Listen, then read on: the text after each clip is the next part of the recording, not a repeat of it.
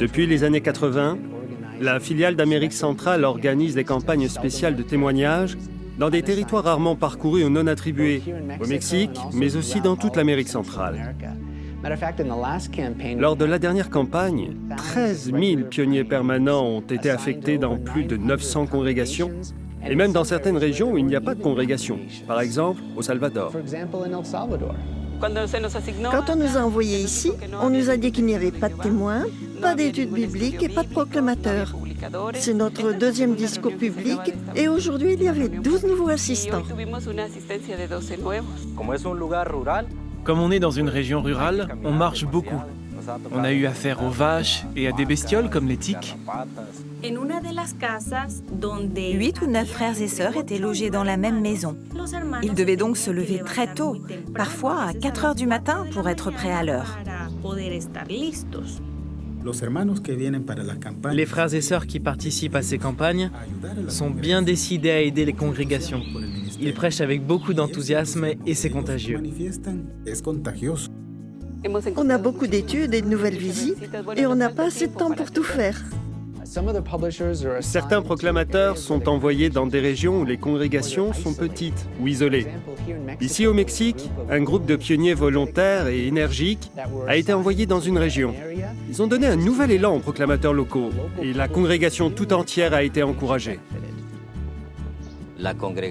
On a constaté que toute la congrégation s'est épanouie en faisant preuve d'hospitalité, de générosité et d'amour. Elle est plus unie et les frères et sœurs sont plus heureux. Ils m'ont encouragé et m'ont donné envie de prêcher plus.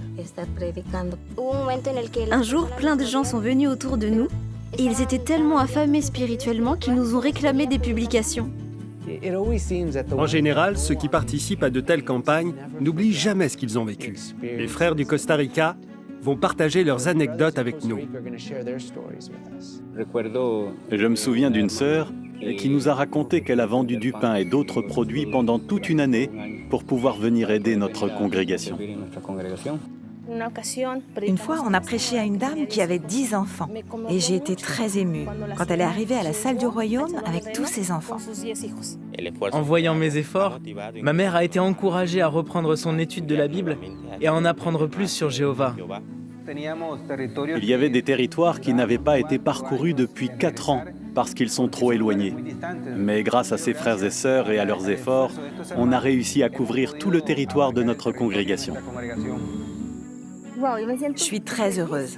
Avoir ces frères et sœurs ici avec nous, ça me donne la force de continuer. Une jeune femme avait prié toute la semaine parce qu'elle voulait apprendre à mieux connaître Dieu. Elle traversait une période très difficile. Quand on lui a montré un de nos tracts et qu'elle a vu qu'il était basé sur la Bible, elle a fondu en larmes. C'était la réponse à ses prières. Au Panama, les frères et sœurs ont vu les résultats de leur dur travail et de leurs efforts. 2 Corinthiens 9,6 dit « Celui qui sème largement, moissonnera aussi largement. » Et ils ont constaté que ces paroles sont vraies. Ça a fait du bien à ma famille. Ma fille s'est fait baptiser à la dernière assemblée et moi aussi j'ai été encouragée. Maintenant, je suis pionnière permanente. Ça insuffle un véritable esprit pionnier dans la congrégation et les frères et sœurs sont incités à prêcher plus. Certains veulent même remplir une demande pour être pionniers auxiliaires. Quand on participe à ce genre de campagne, des frères et sœurs qu'on ne connaissait pas avant deviennent nos amis les plus proches. Et c'est vraiment beau. Ma relation avec Jéhovah est devenue plus forte. J'ai vu qu'il ne m'abandonne jamais. La vie de beaucoup a été profondément marquée par ces campagnes.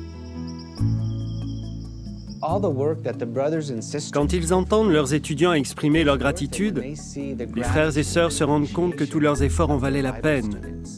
Le Nicaragua est un pays où les gens sont reconnaissants pour les choses spirituelles.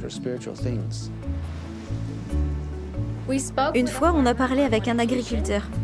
Au Nicaragua, les agriculteurs ne gagnent pas grand-chose. Mais il était tellement content qu'on lui laisse des publications qu'il nous a donné une somme à peu près équivalente à un quart ou à un tiers de son salaire journalier. Tous les frères et sœurs qui ont l'occasion de participer à ces campagnes ne le regrettent pas. Ils vivent des moments incroyables. D'ailleurs, je l'ai moi-même vécu.